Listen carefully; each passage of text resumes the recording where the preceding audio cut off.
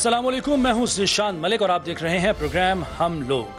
नाज़रीन, बजट बराए 2020-2021 आ चुका। इस पर बहुत सी बहस भी हो चुकी, इसके मनफी और मुस्बत पहलुओं पर बहुत सी बहस की जा चुकी है। आप पढ़ भी चुके हैं, देख भी चुके हैं।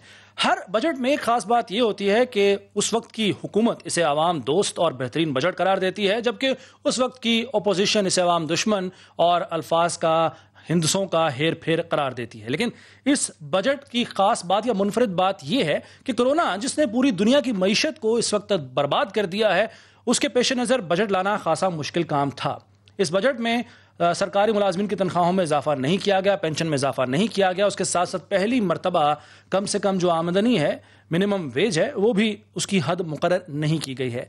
इस बजट पर बहुत सी बात हो चुकी है, लेकिन ताजिर जो कि रीढ़ की हड्डी की हैसियत रखते हैं किसी भी मुल्क की मईशत के लिए, वो इस बजट पर खासे तहफ़्फ़ुज़ात रखते हैं। और हम देखते हैं कि ताजिर बरादरी भी मुनक़सम होती है, तकसीम होती है बजट के मामले को लेकर भी। तो आज के प्रोग्राम में मैंने यही कोशिश की है कि हम जानें कि ताजिरों के तहफ़्फ़ुज़ात क्या हैं, हुकूमत उनका क्या जवाब देती है और क्या इन तहफ़्फ़ुज़ात को दूर किया जा सकता है या नहीं, और किस हद तक जायज़ हैं ताजिर बरादरी के तहफ़्फ़ुज़ात, उनकी शिकायत। तो मेरे साथ आज के प्रोग्राम में मौजूद होंगे मरकजी जनरल सेक्रेटरी अंजुमन तालीम मीर साहब, जबकि इसके साथ साथ senior vice chairman businessman panel federation of chamber और president all Pakistan Karachi alliance जनाब मियां जाहिद हुसैन साहब भी मेरे साथ होंगे। और कुछ ही देर में मुझे ज्वाइन करेंगे पाकिस्तान तहरीक इंसाफ के रहनुमा और जनरल सेक्रेटरी इंसाफ वेलफेयर विंग जनाब जमशेद इकबाल चीमा साहब और मुजम्मिल असलम साहब जो कि माहिर मईशत हैं, वो भी मेरे प्रोग्राम का आज हिस्सा होंगे। उनसे भी बात करेंगे इस बजट और इसमें जो मुकर्रर किए गए अहदाफ हैं वो किस हद तक रियलिस्टिक हैं, इस पर उनकी भी राय हम जरूर लेंगे।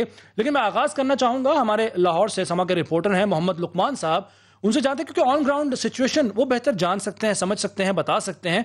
मोहम्मद लुकमान साहब, जब ये बजट आया, पंजाब का बजट भी चूंकि आ चुका है, ताजरों के जो तहफ़्फ़ुज़ात हैं मेनली वो क्या हैं, और खासतौर पर अगर आपकी आम लोगों से बात हुई हो, क्योंकि अवाम दोस्त बजट तो करार दे रही है हुकूमत, लेकिन अवाम इसे अपने से किस हद तक दोस्ती करार देते हैं इस बजट को?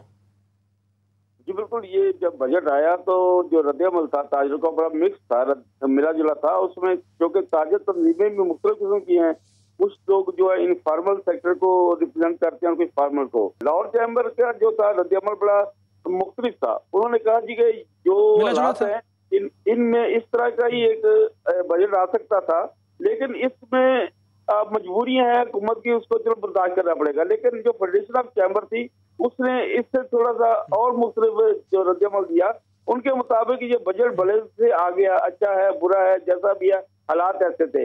लेकिन जितना इन्होंने जो इन्फ्लेटेड किस्म का टारगेट रखा है रेवेन्यू का, वो बहुत ज्यादा है। और इसकी वजह से आगे जो आने वाले दिन है उनमें कई मिनी बजट आएंगे, हुकूमत को छोटे के बजट लाने पड़ेंगे, जिसकी वजह से इतनी कीमतें बढ़ेंगी कि महंगाई बढ़ेगी, लेकिन हुकूमत का जो टारगेट पूरा करने का ख्वाब इसी तरह ही पूरा हो सकता है।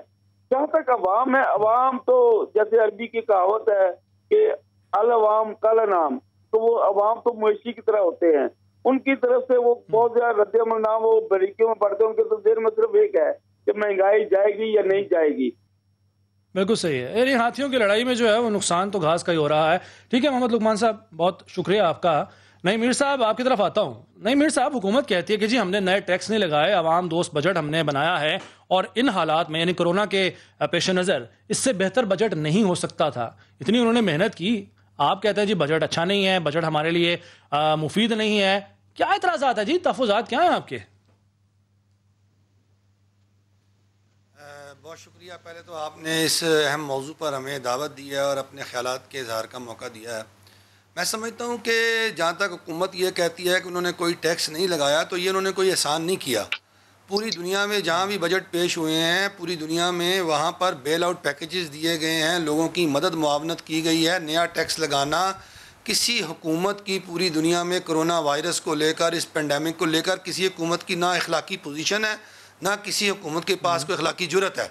तो कोई हुकूमत दुनिया के अंदर, कोई रियासत जो है वो नए टैक्स लगा सकती नहीं कोरोना वायरस को लेकर। तो पहली बात तो ये हमें समझनी चाहिए। दूसरी बात ये हमें समझनी चाहिए कि रियासत के जो दस्तयाब वसाइल थे, उन दस्तयाब वसाइल की कुछ तकसीम इस तरह की जाती कि छोटा ताजर जो इस पेंडेमिक को लेकर बहुत ज़्यादा मुतासर हुआ था और 60 दिन का लॉकडाउन चला, जिसके नतीजे में वो एक तो लिक्विडिटी क्रंच का शिकार हो गया बहुत बुरी तरह। उसको जो है उसके लिक्विडिटी क्रंच के निकालने के हवाले से हम चाह रहे थे कि 5 लाख रुपए तक सॉफ्ट लोन्स आ जाएं, फिर कोई लोकल एलसी की फैसिलिटी आ जाए, ताकि जो हमारा एक फॉर्मल सेक्टर है, जो इनफॉर्मल सेक्टर है, दोनों को जो है वो सहूलत मिल जाए। कोई सहूलत नहीं दी गई। हमने टैक्स में छूट मांगी, वफाकी बजट की अब मैं बात कर रहा हूँ, हमने टैक्स में छूट मांगी थी कि इन्होंने जब इनकी हुकूमत आई तब 12 लाख रुपया जो सालाना आमदन थी उस पर जो है वो टैक्सेबल थी। इन्होंने उसको 4 लाख कर दिया। हमने कहा इसको 4 लाख की लिमिट को बढ़ाकर 8 लाख कर दें ताकि कुछ टैक्स की छूट मिल जाए। वफाकी बजट के अंदर वो नहीं मिली। इस तरह हमारा जो एक्सपोर्ट सेक्टर्स था उसके अंदर हमने 17% जो सेल्स टैक्स है, हमने कहा था इसको ख़त्म किया जाए, क्योंकि ये रिफ़ंड की सूरत में हमें दोबारा हुकूमत से जब पैसे वापस लेने पड़ते हैं तो मैं ऑन रिकॉर्ड कह रहा हूँ कि कोई एक रिफ़ंड जो है वो आप 15 से 20% रिश्वत देने के बगैर आपका रिफ़ंड क्लियर नहीं होता। ये ताजरों के जेन्युइन मसाइल हैं। इन्होंने इस मसले पर भी गौर नहीं किया। हमने कहा कि आप वो जो 5 सेक्टर्स हैं जो आपके एक्सपोर्ट के हैं, जिसमें टेक्सटाइल है, चमड़ा है, आपका लेदर है, आपके स्पोर्ट्स गुड्स और सर्जिकल गुड्स हैं, आप उनको जो है उन पर 17% डोमेस्टिकली उनकी जो डोमेस्टिक सेल्स है वहाँ पर तो ले लें, लेकिन एक्सपोर्ट पर ख़त्म कर दें पूरी चेन का। इन्होंने वो भी नहीं ख़त्म किया। क्यों? क्योंकि वो एक खांचा है, वो खाने पीने का इनका एक प्रोग्राम है, आसान सादा। हमने टैक्स फॉर्म का मुतालबा किया था फेडरल गवर्नमेंट से, हमारा मुआहदा नहीं। FBR खाती है, ये नीचे से लेके ऊपर तक चेन है पूरी। ये जितने रिफंड्स है ना, मैं आपको बताऊं, बिल्कुल FBR पैसा खाता है, और ये ऊपर तक जो चेयरमैन FBR बैठा होता है ना, उस तक हिस्सा जाता है। मैं आपको बता रहा हूँ, बिल्कुल मैं जिम्मेदारी से कह रहा हूँ। आपको पाकिस्तान में कोई ऑडिट जो है वो रिश्वत देने के बगैर क्लियर नहीं होता। मैं क्लियर कट कह रहा हूँ बात आपको, ठीक है? आगे आ जाए। इन्होंने अपना जो पोर्ट्स पर जब मटेरियल्स मंगवाए जाते हैं, देखिए अगली 2-3 बातें सुन लें पहले। आगे आप पोर्ट्स पर जब मटेरियल्स हम क्लियर करवाते हैं, वहां पर इन्होंने विद होल्डिंग टैक्स लगाया हुआ है 4% की शरह से, जो इन्होंने 2% किया, कम किया। अब इस दफा वो बनते जब रिफंड बनता है इनकम टैक्स का, तो वो जो है वो सारे का सारा रिफंड जो है वो पहले 10% रेट था, 10% रिफंड को क्लियर कराने का रेट था। मेरे कुछ दोस्तों ने मुझे कल फ़ोन किया, उन्होंने बताया कि अब रेट 10 का बढ़ के 20% हो गया। 20% पैसा देंगे तो आपका रिफंड जो है वो आपको मिलेगा, इनकम टैक्स का जो आपने रॉ मटेरियल्स या पोर्टों पर आपने अदा किया होता है। और फिर तीसरी बात, जो हमारे एक्सपोर्टर्स हैं, एक्सपोर्ट में हमने कहा है कि जो आपने बाहर माल भेजना है वो तो जीरो रेटेड है, उस पर 17% जो सेल्स टैक्स है उसका जो रिफंड है वो भी इनका खांचा है और खाने का जरिया है। ये सब चोर बाजारी है, कोई करप्शन कम नहीं हुई, करप्शन का रेट बढ़ गया इस हुकूमत के दौर में। अच्छा, ठीक हो गया। जाहिद हुसैन साहब की तरफ आता हूँ। जाहिद साहब, आप गुफ्तगू सुन रहे हैं, क्या वाकई अगर मैं नईम मीर साहब की बातों को लूँ, सीरियस लूँ, तो इसमें हुकूमत को या तो इल्म नहीं है या फिर हुकूमत ने जानबूझकर आंखें बंद की हुई हैं? वो हुकूमत जो दावा करती है कि करप्शन रोकेंगे, चोरों को पकड़ेंगे, तो चोरी तो इसी हुकूमत के अंडर हो रही है, FBR कर रहा है, जैसे कि नईम मीर साहब इल्ज़ाम लगा रहे हैं। तो आप भी इतफाक करेंगे इन इल्ज़ामात से कि जी खांचे लगाती है FBR और ऑडिट जो है वो पैसे दिए बगैर क्लियर नहीं होता, जबकि रिफंड क्लियर करवाने का रेट भी जो है वो 10% से बढ़कर अब 20% हो गया हुआ है? बिस्मिल्लाहिर्रहमानिर्रहीम। सबसे पहले तो मैं आपका शुक्रिया अदा करता हूँ, लेकिन ये कि मैं नईम मीर साहब की बातें नहीं सुन सका और ना मैं आपके सवालात पहले सुन पाया हूँ, तो आपकी उनके साथ कन्वर्सेशन हो रही थी। जहाँ तक आपके सवाल का ताल्लुक है कि आपने डायरेक्ट मुझे ये क्वेश्चन पूछा है कि क्या FBR पैसे खाती है या ऑडिट में पैसे खाती है, या वो 10 से 20% उनका रेट हो गया रिफंड्स का। देखिए, बात यह है कि ये चीज़ें ऐसी हैं जिसके ऊपर बराह रास्त कोई कॉमेंट करना मेरे लिए मुनासिब नहीं है, लेकिन मैं ये जरूर आपसे कह सकता हूँ कि ऑडिट के बेशुमार मसाइल हैं, और ऑडिट में जो बिजनेस कम्युनिटी को जो ऑडिट नोटिस आते हैं उसमें 50-50 और 100-100 किस्म के सवालात लिखे हुए होते हैं, और मेरे ख्याल में किसी बिजनेसमैन के बस की बात नहीं होती कि उन ऑडिट नोटिस की सही तरीके से, या जिस तरह FBR चाहता है, फील्ड फॉर्मेशन की मैं बात कर रहा हूँ कि जिस तरह फील्ड फॉर्मेशन चाहती हैं उस तरीके से उनकी तामील कर सके। तो ये एक बड़ा सोरिंग इशू है। और ये जो हमारा टैक्स टू GDP वाला मसला है, जो हमारा टैक्स बेस नहीं बढ़ पाता, तो उसकी बुनियादी रीजन भी यही है कि जो लोग टैक्स नेट में आ चुके हैं वो पछताते हैं कि हम क्यों आए थे, और जो लोग टैक्स नेट में नहीं आ रहे उनकी आर्मस्टिंग की जाती है कि आप टैक्स नेट में आए। तो इस वजह से हमारा टैक्स नेट जो है वो पिछले हम 10-12 साल से जब हम देखते हैं तो वहीं का वहीं जूं का तूं खड़ा है, कभी 1% बढ़ जाता है, कभी 1% कम हो जाता है। तो ये उसकी बुनियादी वजह है कि ये जो ऑडिट हैं, और इसके ऑडिट के अलावा भी बेशुमार किस्म के नोटिस हैं जो बिजनेस कम्युनिटी को उनकी तामील करनी पड़ती है, और यही एक एनवायरनमेंट है जिसके लिए हम गवर्नमेंट से कहते हैं कि इस एनवायरनमेंट को ठीक करें, तो ताकि आपका टैक्स नेट बढ़े, टैक्स बेस बढ़े, ताकि लोग जो इस सिस्टम में आने से घबराते हैं और खौफजदा होते हैं, बेशदीद किस्म की लोगों में खौफ का अंसर होता है जिन लोगों को टैक्स नेट में किसी ना किसी वजह से आना पड़ता है। जमशेद इकबाल चीमा साहब ने मुझे ज्वाइन किया है, पाकिस्तान तहरीक इंसाफ के रहनुमा भी हैं, उसके साथ खुद भी एक बिजनेसमैन है। तो जमशेद इकबाल चीमा साहब, अभी मेरी गुफ्तगू हो रही थी नईम मीर साहब और जाहिद हुसैन साहब के साथ। एफबीआर खांचे लगाता है, एफबीआर की तरफ से जो है जो ऑडिट किया जाता है, तो मुमकिन ही नहीं है एक बिजनेसमैन के लिए कि वो पैसे दिए बगैर अपना ऑडिट क्लियर करवा सके। उसके साथ साथ जो इस वक्त रेट है 10% से बढ़कर 20% हो गया है रिफंड क्लियर करवाने का। उसके साथ साथ जो हुकूमत ने रिफंड करना है 300 से 400 अरब रुपए हैं जो हुकूमत के जिम्मे वाजिबुल अदा हैं। सर, ये सारी फिगर्स जो हैं ये तो ये जाहिर कर रही हैं कि बिजनेसमैन के लिए पाकिस्तान में कारोबार करना बहुत मुश्किल हो गया है। आप भी चूंकि एक बिजनेसमैन है, मैं इस वक्त पाकिस्तान तहरीक इंसाफ के रहनुमा की हैसियत से नहीं, एक बिजनेसमैन की हैसियत से आपसे पूछना चाहूंगा, क्या वाकई उतनी मुश्किलात हैं जितनी बता रहे हैं दोनों मुअज़्ज़िज़ मेहमान बिजनेसमैन के लिए यहाँ पाकिस्तान में? देखिए, पहली बात तो यह है कि ये आपने कहा कि एफबीआर जो है वो खांचे लगाता है। एफबीआर को मैंने नहीं कहा, नईम मीर साहब ने कहा सर। ये अच्छा, नईम मीर साहब ने कहा है। ये बात आप कह रहे हैं कि किसी हद तक तो ठीक है कि आप कह रहे हैं कि इसमें कोई आइडियल हालात तो नहीं है एफबीआर में बाकी महकमों की तरह, या शायद दूसरों से थोड़े ज्यादा ही हो इशू। लेकिन ये है कि ये बड़ा पुरानी ये इशू है, ये कोई नया नहीं है, और बड़ा एक राटन किस्म का, ये बड़ा एक आप कह लें कि डिटीरियोरेटेड किस्म की सिचुएशन है जो कि हमारे दौर में इम्प्रूव हुई है।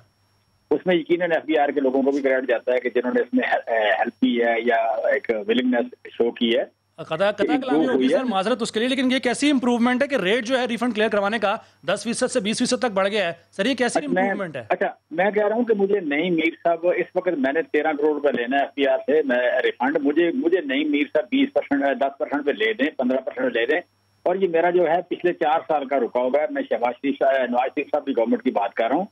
ये सर मेरा ये ज्यादा है, इससे रेट ज्यादा है और पहले भी ज्यादा था, अब भी ज्यादा है। दूसरी एक चीज और मैं और मीर साहब और जाहिद साहब तीनों एक बात करेंगे, मतलब मेरी बात से इत्तेफाक करेंगे मीर साहब, वो ये है कि हमारे यहाँ आप कहते हैं कि अगर बेनिफिशियरी एफबीआर है तो बिजनेसमैन भी बेनिफिशियरी है। इस सिस्टम की जो आप कहते करप्शन है या एक प्रॉब्लम है सिस्टम में, जो ट्रांसपेरेंसी नहीं है, उसका बिजनेसमैन भी उसका बेनिफिशियरी है, इसलिए कभी भी वो एहतियाज नहीं करता, बाहर नहीं निकलता। अभी नईम मीर साहब की जो ट्रेडर कम्युनिटी है उसकी मर्जी के खिलाफ कोई काम करे 2 मिनट में ये बाहर आ जाते हैं। कभी ये टैक्स वालों के आप कह लें कि आप कह लें ये जो डॉक्यूमेंटेशन पे हम कहें कितना भी जीरो रेटेड टैक्स कर दें फिर भी ये डॉक्यूमेंटेशन कराने को तैयार नहीं है। फिर क्या समझा जाए ताजर को? अच्छा, मैं समझता हूँ कि इस मुल्क में आज भी ताजर जो है पैकेज मांग रहा है, गवर्नमेंट से सपोर्ट मांग रहा है कोरोना में, लेकिन कभी भी ये डॉक्यूमेंटेशन पे तैयार नहीं होते, टैक्स नहीं देते। हमारे भाई हैं, हमारे दोस्त हैं, कारपोरेट दे रही है, कारपोरेट दे रही है, ताजर नहीं दे रहा। तो मैं समझता हूँ कि इम्प्रूव करना चाहिए।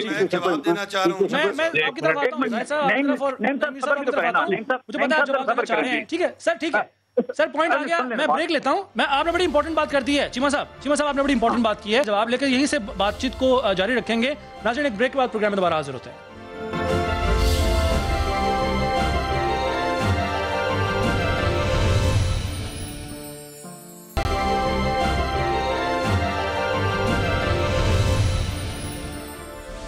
प्रोग्राम में एक बार फिर खुश आमदेद। मेरे साथ मौजूद है जमशेद इकबाल चीमा साहब, मियां जाहिद हुसैन साहब और नईम मीर साहब। नईम मीर साहब, आप ब्रेक में जाने से पहले आपने सुना जमशेद इकबाल चीमा साहब ने क्या कहा? बहैसियत बिजनेसमैन उन्होंने सारी जो बातें की हैं, एक तो वो कह रहे हैं कि अगर जी 10% भी रेट हो, 15% भी हो, जो उनके पैसे फंसे हुए हैं रिफंड के, आप क्लियर करवा दें। एक तो उन्होंने ऑफर कर दी है ये। दूसरी बेनिफिशियरी वो कह रहे हैं कि बिजनेसमैन भी है, इसीलिए डॉक्यूमेंटेशन की तरफ आप लोग नहीं आते, सीरियसनेस नहीं है डॉक्यूमेंटेशन की तरफ आपकी आने की। ये जो उन्होंने एतराज उठाया, इस पर क्या जवाब देंगे आप? मैं बारी बारी मियां जाहिद साहब से भी पूछूंगा, पहले आप बताइएगा। कि जो ये बात कहते हैं कि जी अपना ताजर जो है वो टैक्स नहीं देना चाहता और डॉक्यूमेंटेशन में नहीं आना चाहता, मैं एक आपके सामने दलील रखूंगा, बड़ी मंतक के साथ बात करूंगा।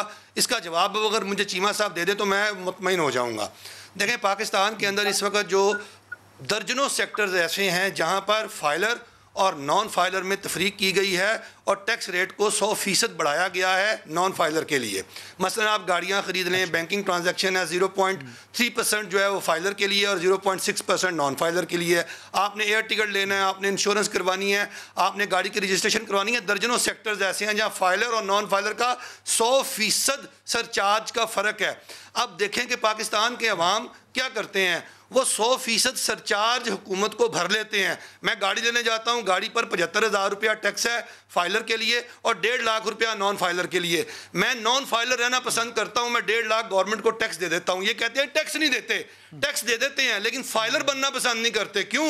इसलिए फाइलर बनना पसंद नहीं करते कि हम पाकिस्तान के अवाम जो हैं आपके टैक्स कलेक्शन के इदारे पर अदम एतमाद करते हैं। जब पीटीआई की गवर्नमेंट आई थी तो उन्होंने पहले कहा था कि हम एफबीआर के इदारे के अंदर इस्लाहात लेकर आएंगे। मुझे ये बताएं, आज भी एफबीआर वही है, कोई इस्लाहात नहीं आई। और जमशेद इकबाल चीमा साहब को ये एफबीआर आज अच्छा लग रहा है, आज कह रहे हैं कि बेहतरी हो गई। मुझे बताएं कि एफबीआर जो है क्या पॉलिटिकल इन्फ्लुएंस में रह के काम नहीं करता? क्या एफबीआर जो है कोई कॉन्स्टिट्यूशनल इदारा इन्होंने बनाया? क्या एफबीआर को आज़ादी दी, खुद मुख्तारी दी? मुझे बताएं क्या किया इन्होंने एफबीआर के अंदर इस्लाहात लाने के लिए? यही वजह है कि आज जो है करप्शन का रेट बढ़ गया है। और ये चीमा साहब जो फरमा रहे हैं, मैं इनसे बिल्कुल इत्तेफाक नहीं करता कि करप्शन नहीं हुई। मेरे पास सबूत मौजूद हैं। मैं चीमा साहब मुझसे इस प्रोग्राम के बाद अलहदगी में मिले, मैं हर चीज़ इनके सामने रख दूंगा कि कितने पैसे दे के सारे काम हो रहे हैं। बिल्कुल ठीक है। मियां जाहिद हुसैन साहब, आपका टेक। और जैसे कि वो कह रहे हैं जमशेद इकबाल चीमा साहब के बेनिफिशियरी बिजनेसमैन ज्यादा है और इसीलिए वो डॉक्यूमेंटेशन की तरफ नहीं आता। आपका क्या इस पे टेक है जी? मैं समझ रहा हूँ जी, बड़ी सिंपल सी बात है। चीमा साहब सीड का बिजनेस करते हैं, मैं इनको जानता हूँ और लाहौर में इनका बिजनेस है और बड़ा अच्छा सीड का बिजनेस है और क्रॉप प्रोटेक्शन एसोसिएशन के चेयरमैन भी रहे हैं। बात यह है कि चीमा साहब खुद बिजनेसमैन है और अच्छे बड़े बिजनेसमैन है। जब ये खुद कह रहे हैं कि जी इसमें पैसे लगते हैं, मैं तो नहीं कहा, मैंने थोड़ी देर पहले आपसे कहा था मैं इस बात पे डायरेक्ट कमेंट नहीं करूंगा, लेकिन जब ये खुद कह रहे हैं कि जी हाँ एफबीआर में पैसे देने पड़ते हैं और ऑडिट और ये वो सारे मसले बता रहे हैं रिफंड के लिए, और कह रहे हैं जी 15% मीर साहब की बात गलत है, वो 25 या 30% रेट है। अगर ये बात इनकी दुरुस्त है जैसे ये कह रहे हैं तो हम तो इसको दुरुस्त मानते हैं इनके कहने के मुताबिक। तो फिर ये बताएं कि इस सर्कमस्टांसेस में कौन आदमी जाके फाइलर बनेगा, कौन जाके अपने आप को रजिस्टर करवाएगा, कौन जाके अपने 400-500 अरब रुपए गवर्नमेंट के पास फंसवाएगा? यही हमारी कौम का मसला है इस वक्त। जो सबसे बड़ा मसला है कि ये जो चीज है, जब इस तरीके से उसको ट्रीटमेंट मिलेगा तो नया आदमी जाके, जैसे मीर साहब ने कहा, वो सरचार्ज भर देगा, नॉन फाइलर की जो जुर्माना है वो भर देगा, लेकिन रजिस्टर्ड नहीं होगा। तो टैक्स टू जीडीपी जब तक हमारा नहीं बढ़ेगा, जो हमारे प्राइम मिनिस्टर कहते हैं, चीमा साहब आप जरा ये जोर दीजिए इस बात के ऊपर कि प्राइम मिनिस्टर कहते हैं कि मैं आपको इसी कौम से 8,000 अरब रुपए टैक्स लेके दिखाऊंगा। वो 8,000 अरब की बजाय वो टैक्स हो गया हमारा इस वक्त तकरीबन 4,000 अरब पे। बात यह है कि वो क्यों हो गया? असल में प्राइम मिनिस्टर को ये बताने की जरूरत है कि टैक्स टू जीडीपी तब तक नहीं बढ़ेगा जब तक ये जो ड्रैकोनियन लॉ है इसको जब तक आप ठीक नहीं करेंगे। टैक्स ऑफिशियल को अक्यूज करने की बजाय उस लॉ को ठीक करने की जरूरत है। जो लॉ बिजनेसमैन के साथ फ्रेंडशिप नहीं सिखाता बल्कि उसकी आर्म ट्विस्टिंग सिखाता है। जब तक आप इन चीजों को उनकी बेस से दुरुस्त नहीं करेंगे, ये चीजें कभी भी दुरुस्त नहीं हो सकती। ये है मेरा कहना। ठीक है, ठीक है, ठीक है। जमशेद इकबाल चीमा साहब, बहुत सारी बातें आपकी तरफ आ गई हैं सर। एक तो ये कि एफबीआर में इस्लाहात आप लोगों ने ही करने का दावा किया था, वादा किया था, वो अभी तक नहीं हो पाई हैं। और रिवायात का खात्मा तो यकीनन आप लोगों ने ही करना ना, जिस तरह बाकी मामलात में कहते हैं कि हम पुरानी रिवायत को खत्म करेंगे, तोड़ेंगे। उसके साथ साथ बिजनेस तबके के लिए, बिजनेसमैन तबके के लिए आप नैब में इस्लाहात तो कर लेते हैं, लेकिन एफबीआर जिसको सही करने की जरूरत है, क्योंकि ये बात बड़ी अहम है कि एक ट्रांजेक्शन करने वाला ये ज्यादा पैसे देना तो पसंद करता है, लेकिन वो फाइलर बनकर फंदा अपने गले में डालना पसंद नहीं करता। ये बड़ी अहम बात है।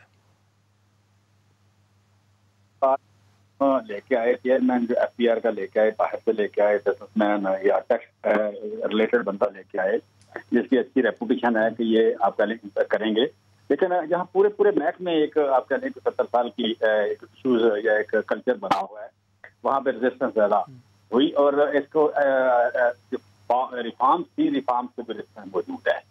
तो आप कह लें कि हम जो देखें, हम यहाँ पे कोई झूठ बोलने के लिए कोई रिप्रेजेंट नहीं कर रहे, बेसिकली रिप्रेजेंट कर रहे हैं कि हकीकत क्या है और इम्प्रूवमेंट क्या होनी है। और हमें मतलब आप कह लें कि इसमें यहाँ बैठ के कोई बिला वजह इल्जाम तराशी भी नहीं करनी चाहिए और बिला वजह डिफेंड भी नहीं करना चाहिए, ताकि सिचुएशन इम्प्रूव हो और जिस बंदे की जो जिम्मेदारी अपनी अपनी जिम्मेदारी अदा करे। मैं कहता हूँ कि जाहिर साहब जो बात कर रहे हैं या मीर साहब बात कर रहे हैं रिगार्डिंग आप कह रहे हैं यहाँ पे इश्यूज हैं ट्रांसपेरेंसी के एफबीआर में, वो मौजूद है। इस बात से कोई अगर इनकार करता है तो गलत बात करता है ना।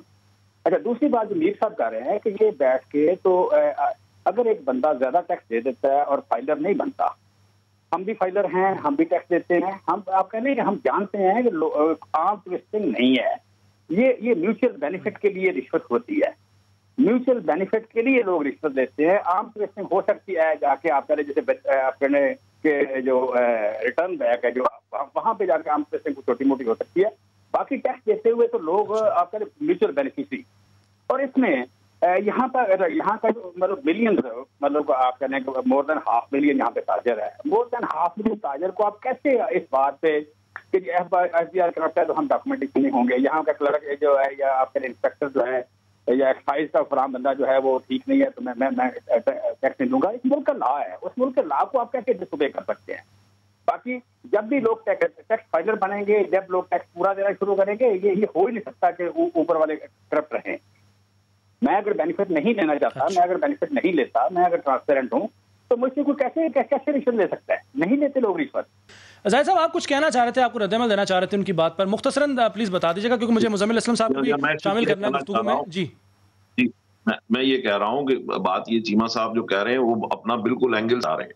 मेरा कहना है उसमें ये है कि ये लॉ है जो कि खराब है, इस लॉ को ठीक करने की जरूरत है, इस लॉ में तरमीम करने की जरूरत है, क्योंकि ये लॉ जो है ये अफसर के हाथ में जब आता है तो वो अफसर उससे लोगों की आर्म ट्विस्टिंग करता है। जब तक इस लॉ को फ्रेंडली नहीं करेंगे तब तक हमारा टैक्स टू जीडीपी नहीं बढ़ेगा। हम अफसर को एक्यूज ना करें बल्कि इस लॉ को दुरुस्त करें, मेरा सिर्फ ये कहने का मतलब है। जी प्लीज। ठीक है। मुज़म्मिल असलम साहब ने मुझे ज्वाइन किया, हमारे मईशत हैं। मुज़म्मिल असलम साहब, सर सबसे बड़ा सवाल तो ये है, अगर हम कोविड को फिलहाल छोड़ भी दें, इससे पहले के भी हालात देखें तो जो अहदाफ मुकर्रर किए गए थे वो पूरे नहीं हुए। ना सिर्फ जो टैक्स का हदफ है बल्कि टैक्स नेट को बढ़ाने का भी हदफ हमारा पूरा नहीं हुआ। इसकी वजह क्या है, इस नाकामी की वजह क्या है, और क्या आगे जो हदफ मुकर्रर किया गया आप समझते हैं कि वो रियलिस्टिक है? देखिए, अभी आपसे मैं बात कर रहा था तो इससे थोड़ी देर पहले मैं सिंध के बजट को देख रहा था। हम सारी रुख के जो तोपों का रुख है वो वफाक की तरफ कर देते हैं और समझते हैं कि वफाक ही जिम्मेदार है पूरे मुल्क के जिसका शिराजा बिगड़ने की। आपको मैं छोटी सी चीज़ बताता हूँ कि सिंध हुकूमत ने पिछले साल 1128 रुपये का अपना जो है महसूलात का टारगेट रखा था और 865 अरब रुपये सोने थे। किसी ने 1 मिनट के लिए उस पर बात नहीं की। चले आप उसमें कह सकते हैं कि जी प्रोविंस को जो ट्रांसफर मिलता है हुकूमत की तरफ से वो 840 अरब रुपए हुकूमत ने देने थे, 615 अरब रुपए दिए। लेकिन जो सूबे सिंध में जो अपने टैक्सेस में जो है जो अपने लोकल टैक्स कलेक्ट करने थे वो 288 अरब करने थे, जो 200-250 अरब भी नहीं किए। तो इससे अंदाजा लगाएं कि ये जो है ये एक जैसे कि एग्जाम्पल दी जाती है कि अगर घराने में सारे लोग मिलके काम नहीं करेंगे तो मुल्क नहीं चलेगा।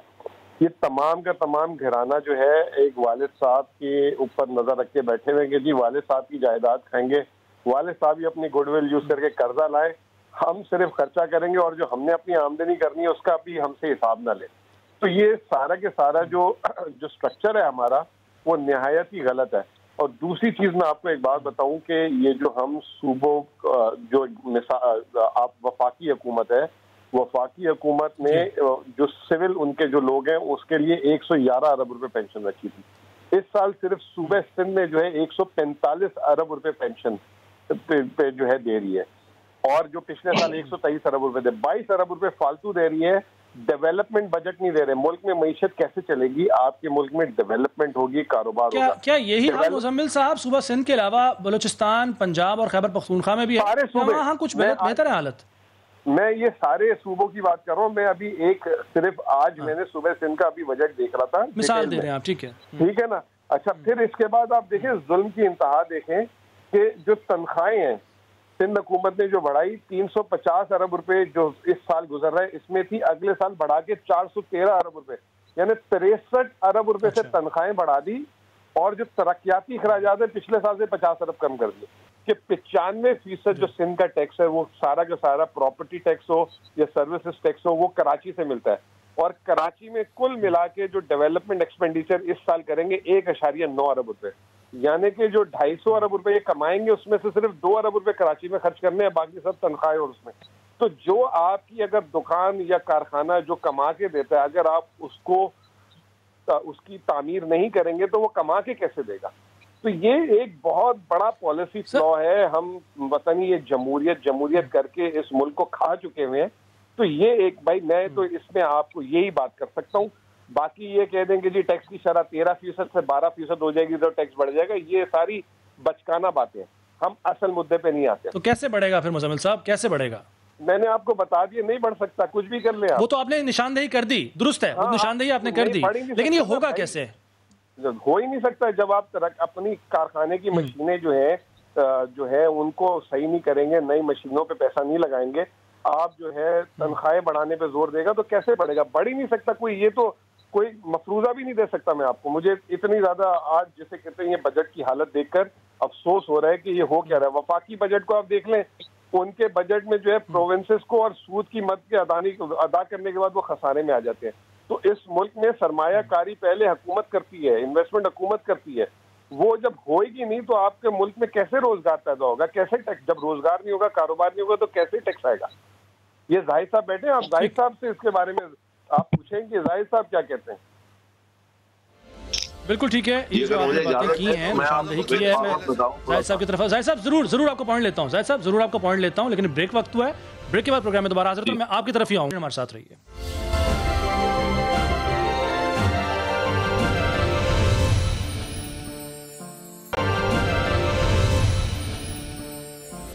प्रोग्राम में एक बार फिर खुशामदीद। ब्रेक पे जाने से पहले आप गुफ्तगू सुन रहे थे मुजम्मिल असलम साहब की, और उन्होंने निशानदेही की अहम मसले पर कि सूबे किस तरीके से अपने अहदाफ पूरे नहीं कर पाते, जिसका असर लामहला तौर पर पड़ता है वफाक की आमदन पर, और वफाक इसीलिए खसारे में है। मियां जाहिद हुसैन साहब, आप कुछ जवाब देना चाह रहे थे, बात करना चाह रहे थे? जी जी हाँ, मैं अगर आप मुझे 1-2 मिनट दे देंगे तो मैं आपको अब वे फॉरवर्ड थोड़ा सा बताना चाहता हूँ। तो हर वक्त तनकीद करते रहने के बजाय थोड़ा आगे भी बढ़ना चाहिए कि अब आगे करना क्या है। बिल्कुल ठीक है। देखिए, बात यह है, एक तो इन्होंने 1000 अरब रुपए का रेवेन्यू टारगेट मजीद बढ़ा दिया है पिछले साल के निस्बत, जो कि पूरा होने नहीं जा रहा। और इसका मतलब दूसरे लफ्जों में यही है कि वही जो बात चीमा साहब और हम सब कर रहे थे कि फर्दर आर्म ट्विस्टिंग करके या और जबरन टैक्स एक्सट्रैक्ट किया जाएगा, जो कि सही नहीं है।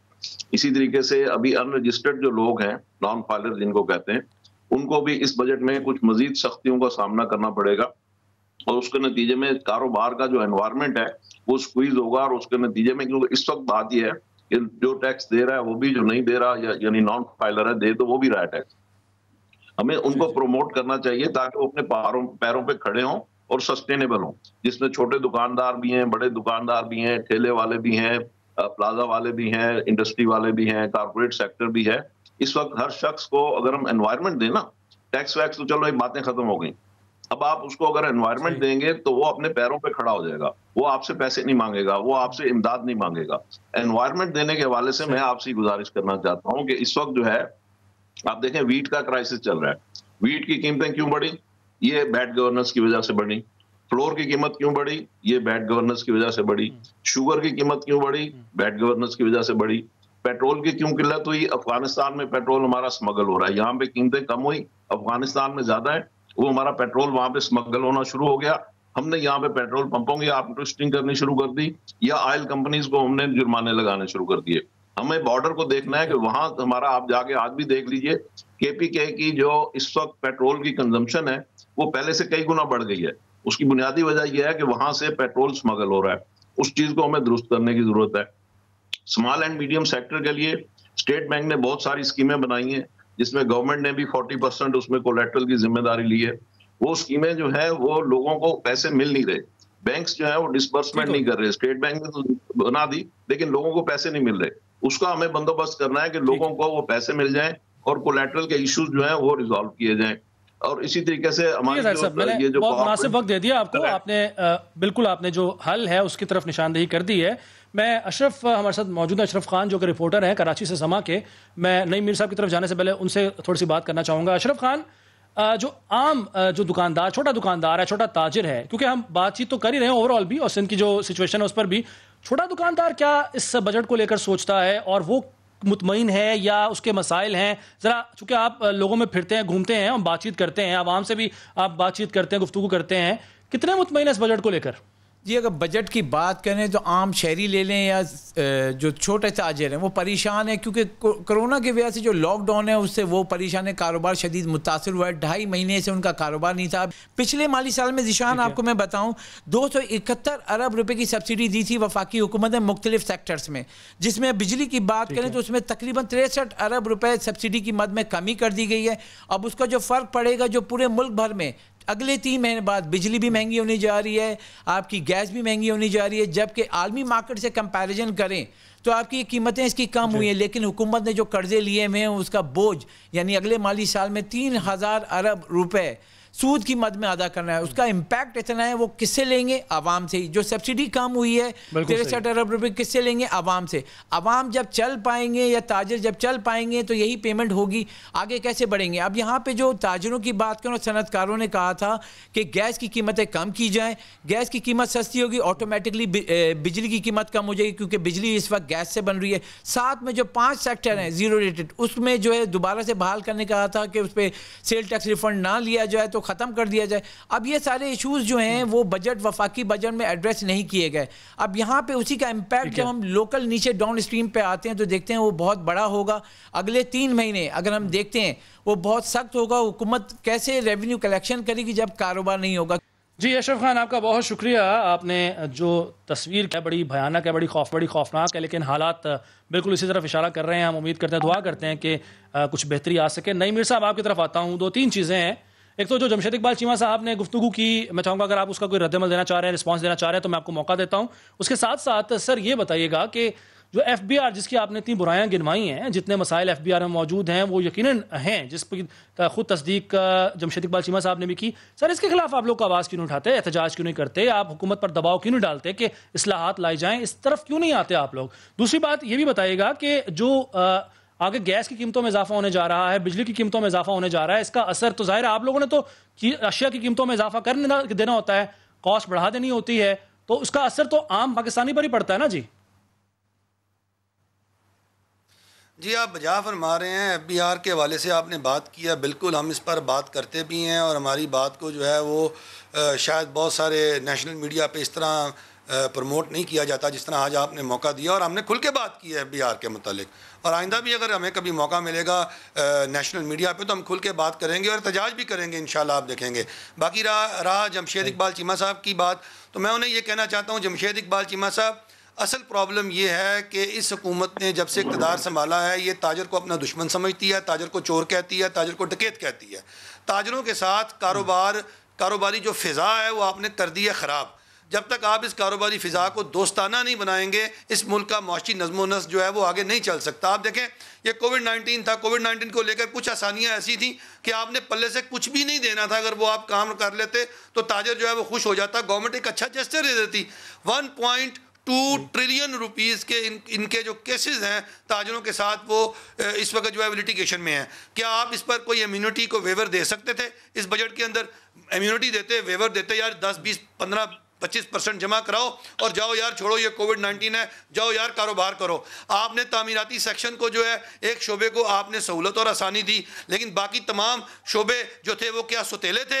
हम जैसे आम आदमी को, आम ताजर को, छोटे ताजर को, बेचारे को समझ आती है कि डॉक्यूमेंटेशन को लेकर पूरी मैशत डबो दी। ये मुजम्मिल साहब अभी बात कर रहे थे, मैं मुजम्मिल साहब से पूछना चाहता हूँ कि 5.2% की ग्रोथ की जो आपको इकॉनमी मिली थी इस हुकूमत को 2 साल पहले, आज वो मनफी 0.4% पे क्यों चली गई? 312 अरब डॉलर की जो आपको इकॉनमी का हुजम GDP का मिला था, वो 51 अरब डॉलर का नुकसान कैसे हो गया? स्टॉक मार्केट जो थी उसमें 30 बिलियन डॉलर जो है वो कैसे डूब गए पाकिस्तान के अवाम के? मुझे बताएं, 45% आपने जो है वो डॉलर को महंगा कर दिया, उसके बावजूद भी आप एक्सपोर्ट नहीं बढ़ा सके।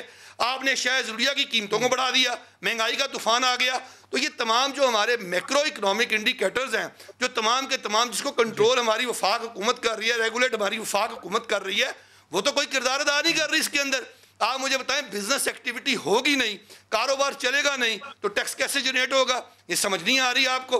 आप कारोबार करने दें लोगों को, आप कारोबार का मौका दें। अगर तामीराती सेक्शन में आप कहते हैं कि हम नहीं पूछेंगे, आप काम करें, तो क्या बाकी सेक्शंस के अंदर वही पैसा जो तामीराती सेक्शन में जाएगा वो हलाल होगा? जो तामीराती सेक्शन में नहीं जाएगा वो हराम? मैं दुकान बंद कर दूं और मैं मकान बनाना शुरू कर दूं? ये क्या पॉलिसीज हैं आपकी? आपकी बुनियादी पॉलिसीज ही गलत है। वैलिड पॉइंट चीमा साहब, बड़ी वैलिड बात की है। कंस्ट्रक्शन के शोबे के लिए अगर आप लोग सहूलियात दे रहे हैं तो बाकी सेक्टर्स के लिए क्यों नहीं? जी वो सौतेले हैं क्या? दूसरे के कोई वेवर देते हैं? कारोबारी जो सब तबका है उनके लिए फजा को साजगार बनाएं, दोस्ताना बनाएं, तो जाहिर है ये लोग कमा कर देंगे तो आपको ही देंगे और हुकूमत का ही रेवेन्यू बढ़ेगा। देखें, जो कंस्ट्रक्शन का सेक्टर है वो भी ताजर का ही है, किसी और का नहीं है। ये इन्हीं का पैसा पार्क है, किसी और का नहीं है, वेबर उनको वहां मिल गई है। बाकी मीर साहब जो बात करते हैं कि ये आपने इकोनॉमी चलानी है कि डॉक्यूमेंटेशन करनी है, ये अगर आप डॉक्यूमेंटेशन करेंगे इकोनॉमी नहीं चलेगी, ये ब्लैकमेलिंग है, ये बड़ा बैड वर्ड है, बड़ा बुरा तरीका है कि आप धमकियां दे रहे हैं, आप ब्लैकमेलिंग कर रहे हैं कि आप भाई डॉक्यूमेंटेशन के बगैर कौन सा दुनिया का मुल्क चला है? डॉक्यूमेंटेशन के बगैर कौन सी नेशन, कौन सी इकोनॉमी, कौन सी मुहज़्ज़ब दुनिया है कि आप 193 मुल्कों में से अकेले ही पैदा हो गए हैं कि जो डॉक्यूमेंटेशन नहीं करना चाहते? सारी दुनिया तो तरक्की का मतलब ही डॉक्यूमेंटेशन है। आप कहें कि जनाब आपका इशू है कि जी रिश्वत है, करप्शन है, बिल्कुल जायज बात है, उसे खत्म होना चाहिए। आप डॉक्यूमेंटेशन ना करें, आप चोरी करते हैं, मतलब क्या करते हैं आप? क्यों इतना बचना चाह रहे हैं डॉक्यूमेंटेशन से? आप तो अपनी तरफ इशारा कर रहे हैं कि हम बिल्कुल डॉक्यूमेंटेशन नहीं होने देंगे, हम ब्लैक इकोनॉमी को चलाएंगे या ग्रे इकोनॉमी को चलाएंगे, जो हमें छेड़ेगा हम उसकी इकोनॉमी बंद कर देंगे, हम उसके साथ नहीं रहेंगे, उसका दुश्मन हो जाएंगे वगैरह वगैरह।